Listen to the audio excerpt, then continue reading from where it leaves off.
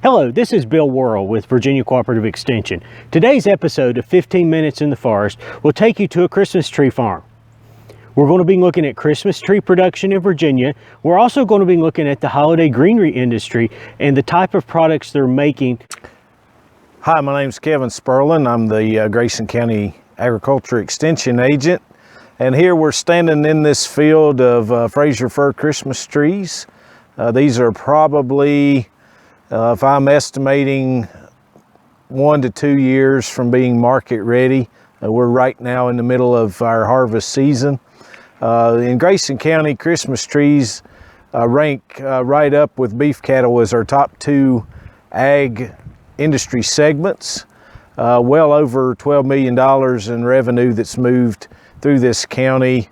To put that into perspective, we're probably looking at somewhere close to 800,000 Christmas trees moved, maybe up to 1 million out of this area in a year. And if you look at U.S. Ag Census data, that would put us somewhere around 3,500 to 4,000 acres of Christmas trees that are planted currently. And that number continues to increase. What makes Grayson County such a good place to grow these Christmas trees is the site. Grayson County, of course, has some of the highest peaks in Virginia. Many of our elevations are over 3,000 feet, which the Frasier Fir prefers. Frasier Fir is kind of the king of the Christmas tree greenery and Christmas tree industry, primarily because of its needle retention. If you kind of think about it, people, if they get a live Christmas tree, they take it home and put it inside the house. They don't want to have a big mess from all the needle drop. And so Frasier Fir has superior needle retention.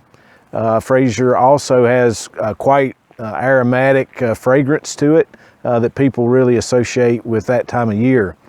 The other unique thing about Frasier Fir, it's a very close relative to the balsam fir, but the Frasier is native to the southern Appalachian range. And most of these Frasier Fir that are grown in this area can trace their, trace their genetics back to native Frasier Fir that originated right here in Mount Rogers, which is the highest peak in Virginia and is located right here in Grayson County.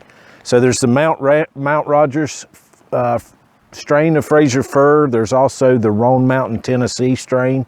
And those have certainly been grown in nurseries all over the United States, but they can trace their heritage right back here to Grayson County.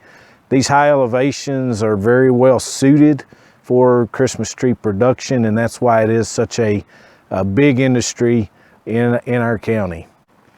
So just a little bit about Christmas tree marketing. Most of these trees are sold wholesale, which basically means that the grower has other buyers in between him and the final customer. Some of these will go to big box stores. Some of these will go to retail lots. In Grayson County, coincidentally, is #1 Christmas tree county in the state, has very few choose and cut. And a choose and cut operation is basically where the public comes out to the tree farm and just walks through and selects the tree that they want, and then is able to get that cut or cut it themselves and take it home. So that's a choose and cut operation, very common across the Commonwealth. But in Grayson County, it's actually pretty rare. Here, it's mostly wholesale trees that we're growing. They go to the big box stores. And also the cull trees, or trees that don't end up being a nice Christmas tree, they take the greenery off of these trees and use those to make garlands and wreaths and other holiday greeneries. I'm Carlos Taylor with Tree Farm Manager for Bottomley Evergreens. This is our loading yard where we load trees out, going to the different stores. We do a lot of the big box stores. And our main tree is the Frasier Fir. And We do, down here where we're at now, we do the bigger sizes mainly that load loose, and then above us we have a building where we do palletized trees, and that go in the cooler and ship out. I've been with Bottomley's now going on my 4th year, but this is what I've done for almost 30 years now. So now we're got approximately 7 million in the ground that we take care of, and we'll harvest personal trees this time. Of Bottomley's trees, we'll harvest about 575,000 this year, and that ships out in pretty much a 3-week span. It's looking good. We don't start anything till the 1st of November, and so we, like this year, we started on it was the first Monday. I think that was the 2nd, and but when we start full blast. With our crews, we got some really great guys that work for us, and we'll harvest, most of the time we'll hit 28,000-30,000 a day, and that comes into here. And then we, one reason we do start that early, we started shipping this year to Puerto Rico on the 5th. Seemed early to me, but that's when they wanted them. And then we start different stores, usually by around the 8th to the 10th.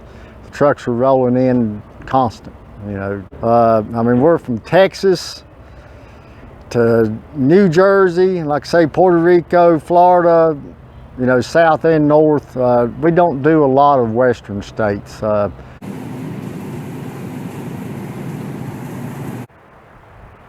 I'm Donnie Garman with the Virginia Department of Forestry. I'm a local forester in the Galax, Carroll, Grayson area.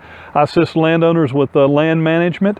One of the things we manage for is white pine locally, which goes to the local sawmills for timber production. A byproduct of these open field plantings is they can take the white pine greenery and make wreaths and roping out of it.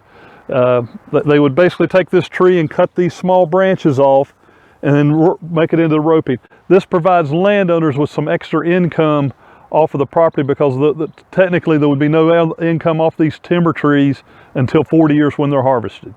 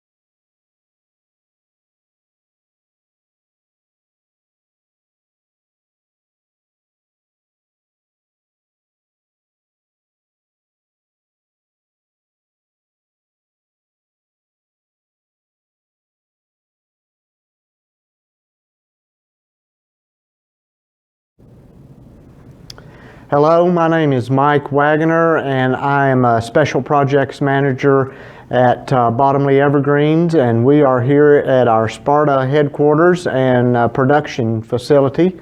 And we are one of, if not the largest producer of greens and Christmas trees in the United States, certainly on the East Coast. Now, we do both trees and greenery.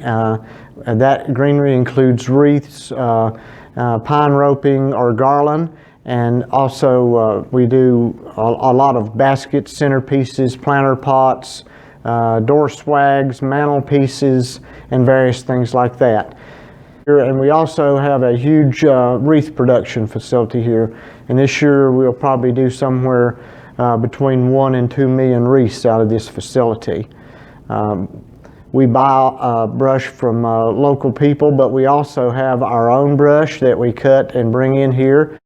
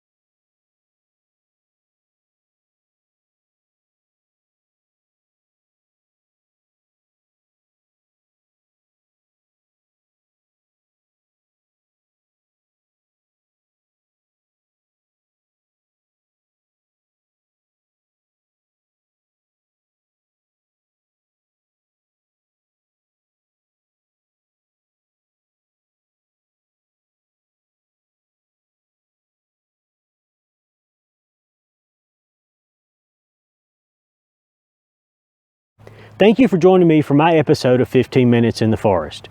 I now want to wish you and your family a Merry Christmas and a Happy New Year. And I hope you join us again for new episodes of 15 Minutes in the Forest.